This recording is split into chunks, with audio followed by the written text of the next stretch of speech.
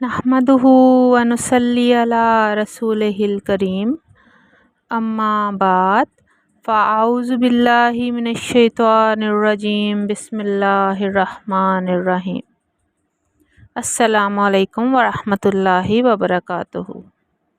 कैसे हैं आप सब लोग? मैं उम्मीद करती हूँ कि आप सब ईमान, सेहत और तकवा की बेहतरीन हालत में होंगे इंशाअल्लाह ताला। आज हम सूरह बकरा की आयत नंबर 6, 7, 8, 9 और 10 का तर्जुमा और तफसीर देखेंगे इंशाअल्लाह ताला। तो शुरू करते हैं आयत नंबर 6 के तर्जुमे से। यकीनन जिन लोगों ने कुफ्र किया उन पर बराबर है आपने इन्हें डराया हो या ना डराया हो, वो ईमान नहीं लाएंगे।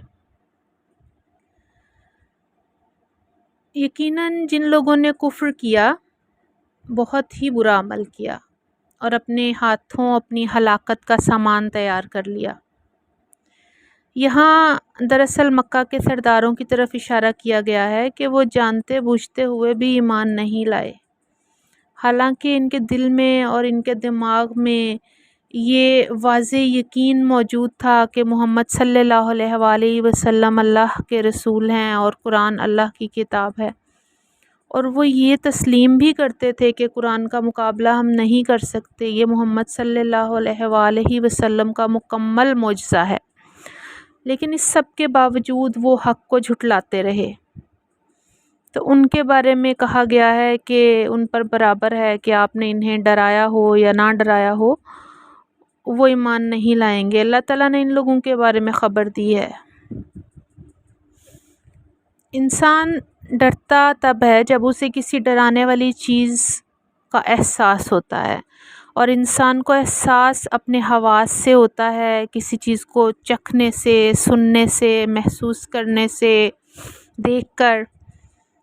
मिसाल के तौर पे आपको पता चलता है कि शरबत के गिलास में जहर मिला हुआ है, और इंसान को ये बात अच्छी तरह से पता है कि जहर से मौत वाक़या हो जाती है। वो इसको पीने में ख़ौफ महसूस करेगा कि नहीं मैं मर जाऊंगा, उसका दिमाग उसको, उसकी सोच उसको ऐसा करने से रोकेगी। दूसरी तरफ एक बच्चा है जो कि 1 साल का है, जिसको ना मौत के ख़ौफ का कुछ पता है, ना उसको जहर का कोई अंदाज़ा है कि ये क्या चीज़ है। वो तो सिर्फ़ उस शरबत का लाल रंग देखेगा और फ़ौरन पी जाएगा। तो ऐसे ही है कि अगर कोई शख्स किसी मुगालते की वजह से कुफ्र में है, हक़ उस पर वाज़े नहीं हुआ है, तो वाज़ और नसीहत इस पर असर करेगा। लेकिन जो लोग हक़ को समझने और पहचानने के बावजूद महज हठ धर्मी या तकब्बुर या हसद की वजह से कुफ्र पर अड़े हुए हैं, तो ऐसे लोगों की किस्मत में हिदायत नहीं है। ऐसे लोगों का ये मामला है जो इस आयत में अल्लाह पाक ने बयान फरमाया है। यकीनन जिन लोगों ने कुफ्र किया इन पर बराबर है कि आपने इन्हें डराया हो या ना डराया हो, वो ईमान नहीं लाएंगे। क्योंकि सोते को तो जगाया जा सकता है, जागते को आप कैसे जगाएंगे। सूरह यूनुस की आयत नंबर 96 और 97 का तर्जुमा है, यकीनन जिन लोगों पर आपके रब की बात साबित हो गई वो ईमान नहीं लाएंगे, अगरचे इनके पास निशानी आ जाए, यहाँ तक कि वो दर्दनाक अज़ाब को देख लें। अस्तग़फिरुल्लाह।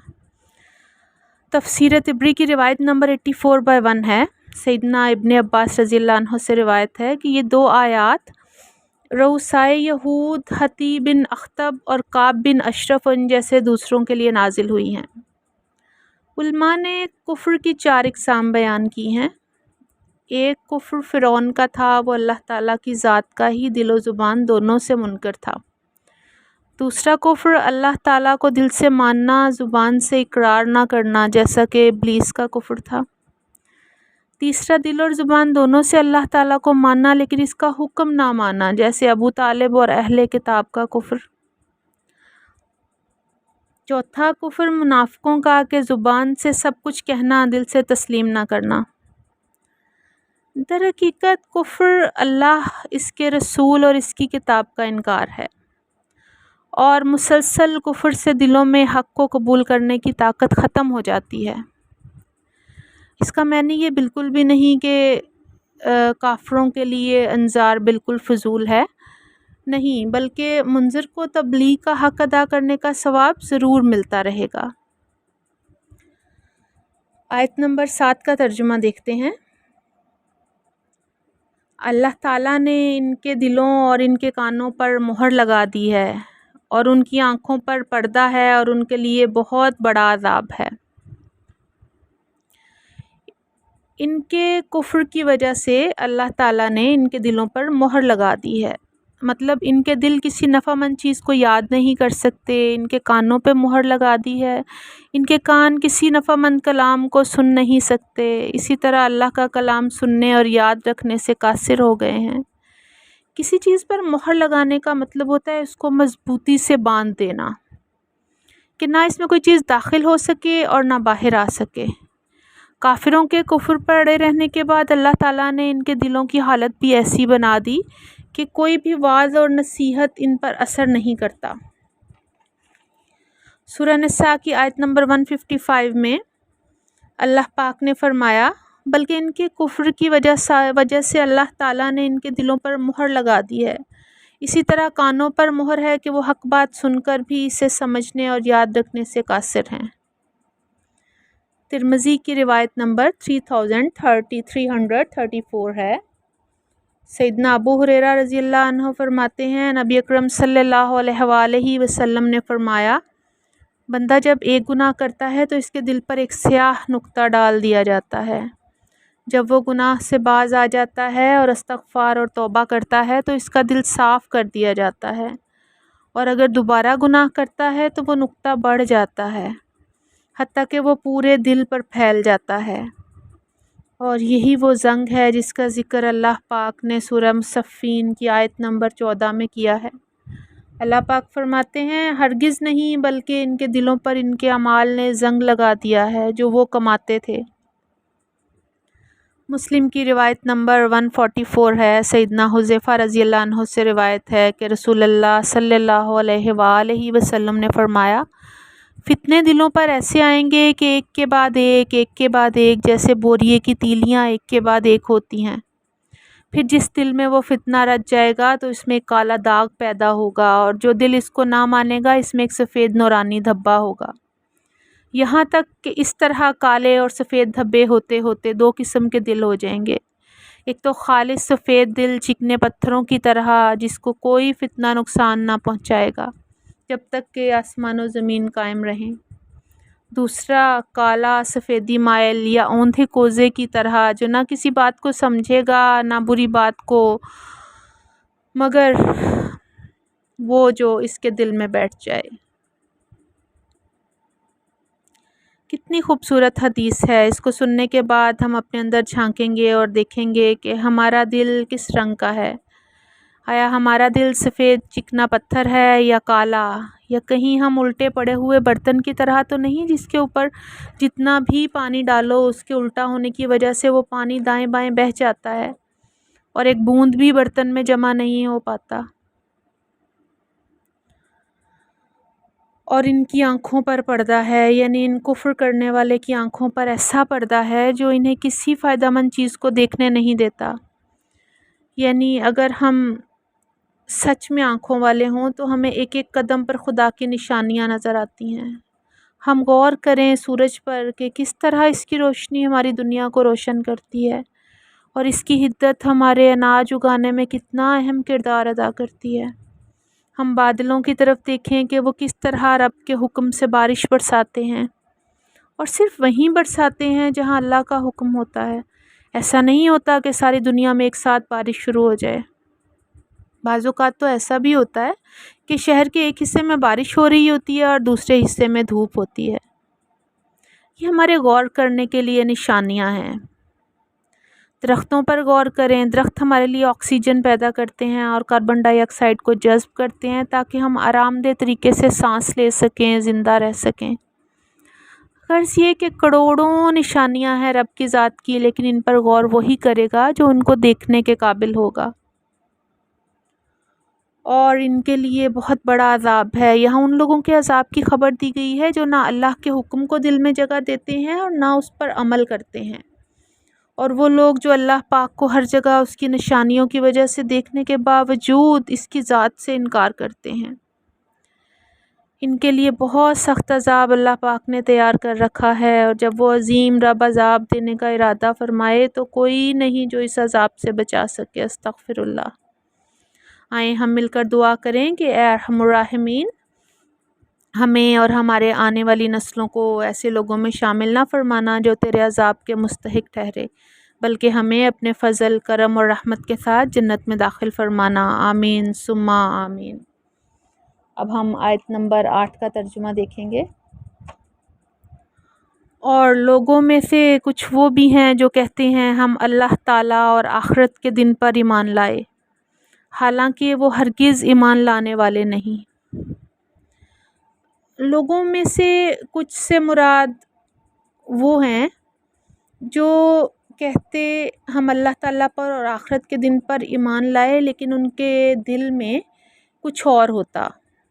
زبان سے کہنے سے کوئی فرق نہیں پڑتا جب تک دل اقرار نہ کرے۔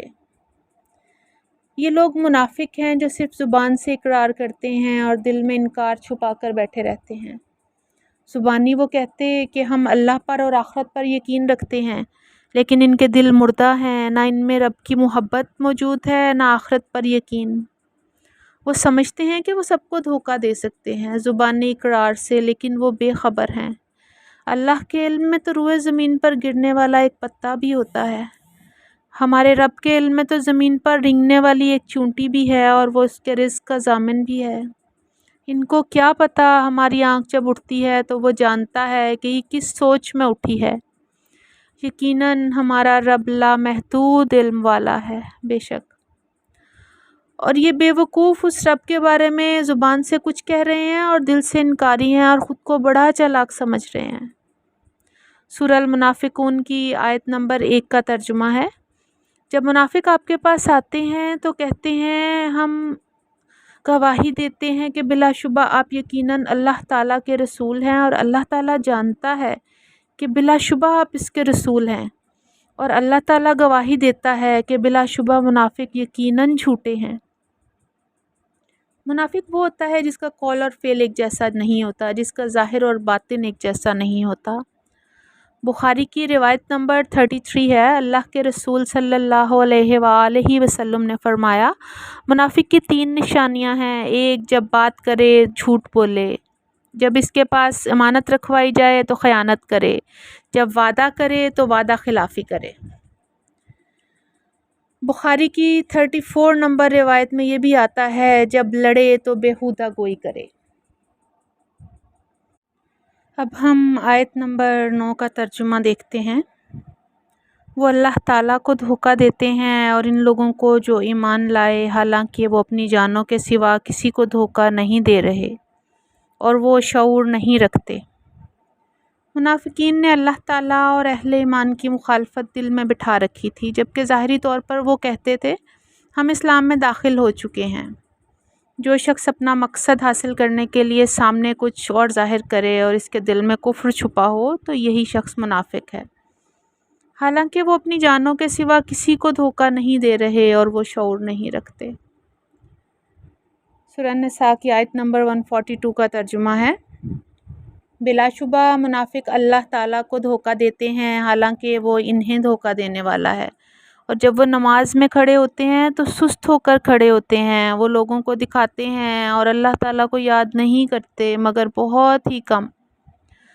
منافقین کا دھوکہ ان کی طرف پلٹ آتا ہے، نہ وہ اللہ تعالیٰ کو کوئی نقصان پہنچا سکتے ہیں نہ اہل ایمان کو۔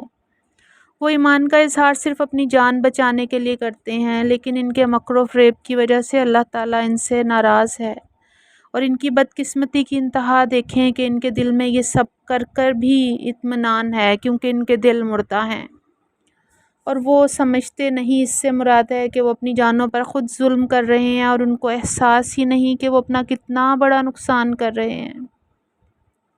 یہ بھی اللہ تعالیٰ کی ناراضگی کی نشانی ہے کہ ان کی روح کا ناسور ان کو بھلا محسوس ہوتا ہے۔ ان کو اندھیروں کی اتنی عادت ہو گئی ہے کہ وہ روشنی کا نام سننے کے بعد بھی اس کو دیکھنے میں دلچسپی نہیں رکھتے۔ ان کے دل اور ان کی روح پر اتنا گہرا سیاہ رنگ چڑھ گیا ہے کہ خوبصورت اور لطیف رنگ اس پر کوئی اثر ہی نہیں چھوڑتے، اور یہ سب اللہ تعالیٰ کی ناراضگی کی وجہ سے ہے کہ وہ خود اپنی بربادی سے بے خبر رہتے ہیں۔ وہ دھوکہ دینے کی کوشش کر رہے ہیں اللہ کو اور اہل ایمان کو۔ سورہ نساء کی آیت نمبر 146 میں یہی بات بڑے واضح الفاظ میں آئی ہے۔ یقیناً منافقین اللہ کو دھوکہ دینے کی کوشش کر رہے ہیں، حالانکہ اللہ ہی انہیں دھوکے میں ڈالنے والا ہے۔ یہ بات دھیان سے سننے والی ہے کہ اکثر منافقین کو اپنے نفاق کا شعور نہیں تھا۔ وہ محمد رسول اللہ صلی اللہ علیہ وآلہ وسلم سے کہتے تھے کہ انہوں نے خواہ مخواہ اہل مکہ کے ساتھ لڑائی مول لے لی ہے، اس کی کیا ضرورت ہے؟ ہمیں امن و امان کے ساتھ رہنا چاہیے، آرام سے ان سے بات کرنی چاہیے۔ وہ لوگ بہت طاقتور اور اسلحہ کے لحاظ سے اور مالی لحاظ سے بہت مضبوط ہیں، اور وہ سمجھتے تھے کہ مسلمان بے وقوف ہیں کہ خالی ہاتھ ان سے ٹکرا رہے ہیں، لیکن وہ مسلمانوں کو حاصل ایمانی طاقت سے بے خبر تھے، اور اپنے بارے میں وہ سمجھتے تھے کہ ہم بڑے مخلص ہیں۔ منافقین میں بعض لوگ ایسے بھی ہوتے ہیں جو دائرہ اسلام میں داخل ہی دھوکہ دینے کی خاطر ہوئے تھے، اور ان پر پہلے دن سے واضح تھا کہ ان کے دلوں میں اسلام کی محبت ذرہ برابر بھی نہ تھی، وہ تو صرف مسلمانوں کو دھوکہ دینے کے لیے اسلام کا لبادہ اوڑھ کر بیٹھے ہوئے تھے۔ اب ہم آیت نمبر 10 کا ترجمہ دیکھیں گے۔ ان کے دلوں میں ہی ایک بیماری ہے تو اللہ تعالیٰ نے ان کو بیماری میں زیادہ کر دیا، اور ان کے لیے دردناک عذاب ہے اس وجہ سے کہ وہ جھوٹ بولتے تھے۔ یہ روگ، یہ بیماری کیا ہے؟ جو اس روگ کا روگی ہوتا ہے وہ حق کو پہچان لینے کے باوجود رد کر دیتا ہے، اور کچھ ایسے بیمار بھی ہوتے ہیں جو حق کو حق پہچان کر اپنی کمزور قوت ارادی کی وجہ سے بھٹک جاتے ہیں، اور ایسے لوگ ہیں جو آخرت بھی چاہتے ہیں اور دنیا بھی ہاتھ سے جانے نہیں دینا چاہتے۔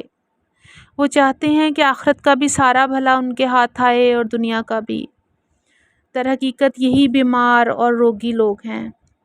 اللہ تعالیٰ منافق کو فوراً سزا نہیں دیتا بلکہ اسے مہلت دیتا ہے، اور نتیجہ یہ نکلتا ہے کہ وہ اور زیادہ کھوٹا ہو جاتا ہے۔ سورہ توبہ آیت نمبر 125 کا ترجمہ ہے، لیکن وہ لوگ جن کے دلوں میں بیماری ہے تو اس نے ان کو گندگی میں اور گندگی کے ساتھ زیادہ کر دیا۔ سورہ صف آیت نمبر 5 کا ترجمہ ہے، پھر جب وہ ٹیڑھے ہو گئے تو اللہ تعالیٰ نے ان کے دلوں کو اور ٹیڑھا کر دیا۔ یہ اللہ کی سنت ہے، آپ حق پر چلنا چاہیں تو اللہ تعالیٰ حق کا راستہ آپ پر آسان کر دے گا، لیکن اگر آپ برائی کی طرف جانا چاہیں تو بڑی سے بڑی برائی آپ کے لیے ہلکی ہوتی چلی جائے گی۔ آپ خیال کریں گے کہ یہ کوئی خاص بات نہیں ہے، اور یہ بات آپ خود میں بھی نوٹ کریں گے کہ جب ہم کوئی گناہ کرتے ہیں تو اس کے بعد اپنے دل کی تسلی کے لیے ہم اپنے سے زیادہ گنہگار لوگوں کو دیکھ کر، خود کو ان کی مثال دے کر اپنے دل کو مطمئن کر لیتے ہیں، لیکن یہ طرز سوچ انتہائی غلط اور خطرناک ہے۔ ہمیں اپنی غلطیوں پر، گناہوں پر دل فریب کور نہیں چڑھانے، بلکہ خود سے بہتر لوگوں کو مثال کے طور پر دیکھنا ہے۔ جب تک ہمیں احساس نہیں ہوگا ہم اپنی غلطی کو درست کرنے کی کوشش نہیں کریں گے، اور اگر غلطیاں سدھاریں گے نہیں تو آہستہ آہستہ وہ غلطیاں ہماری عادت بن جائیں گی، اور ان عادتوں سے ہم اپنی آخرت اپنے ہاتھوں سے تباہ کر لیں گے، اور ان کے لیے دردناک عذاب ہے کیونکہ وہ جھوٹ بولتے ہیں۔ سورہ نساء کی آیت نمبر 145 کا ترجمہ ہے، یقیناً منافق دوزخ کے سب سے نچلے درجے میں ہوں گے اور آپ ان کا ہرگز کوئی مددگار نہ پاؤ گے۔ یعنی کہ وہ اسلام میں داخل ہونے کے متعلق جھوٹ بولتے تھے، جو کہ ان کی بد نصیبی تھی، کیونکہ اس جھوٹ کی وجہ سے ان کی آخرت نہایت دردناک عذاب والی ہے۔ اگر وہ جھوٹ نہ بولتے اور در حقیقت اسلام لے آتے تو وہ آخرت کی زندگی کی نعمتیں اور آسائشیں حاصل کرنے والے بن جاتے، اس لیے یہ جھوٹ ان کی تباہی و بربادی کی وجہ بن گیا۔ ہمیں اللہ پاک سے یہ دعا کرنی چاہیے کہ ہمیں اور ہماری آنے والی نسلوں کو روگی دل عطا نہ کرے، بلکہ ہمیں اپنے دین سے منور، چمکتے دمکتے، خوشباش، صحت مند دل عطا کرے۔ آمین ثم آمین۔